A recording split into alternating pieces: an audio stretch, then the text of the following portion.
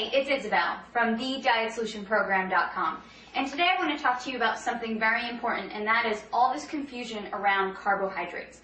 So a lot of people ask me, Isabel, are carbohydrates making me fat, or do all carbs make you fat? The answer is no. You need carbohydrates to make your body function properly, and you actually will not have any energy. Your brain and your spinal cord will not function well if you do not eat carbohydrates. Now, exactly what is a carb? Carbs can be things like bread and pasta and potatoes, but they're also fruits and vegetables and some beans. And a lot of people just think bread and pasta when they think carbs, when really fruits and vegetables can give you the carbohydrates that you need as well. So when you eat a carbohydrate, your body takes them and breaks them down and creates glucose. And you need that glucose in your blood in order to function well. It also takes these carbohydrates and stores them as energy in your liver and in your muscles. So if you exercise, you really do need to eat carbs. The problem is that a lot of people are eating an overabundance of carbohydrates, especially in the form of processed foods and baked goods and different breads and a lot of pasta. And that's where we're going wrong. Another thing that happens with carbohydrates is they turn into glucose, and if your body doesn't use them, then it turns them into fat, and it stores them in your body as fat. So, okay, what are you going to do? You need to eat carbs for energy and to function, but you don't want to eat too many carbs so that you gain weight. Well, follow these rules, and you will have enough energy from your carbohydrates without gaining weight. Only eat starchy carbohydrates after activity and after workout.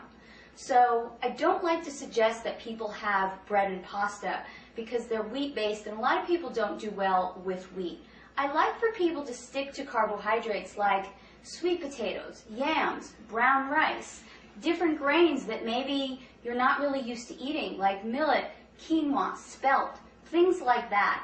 Those starchy or heavy carbohydrates you can have after a workout or after some heavy activity. The other carbohydrates, fruits and vegetables, you can have with every single one of your meals.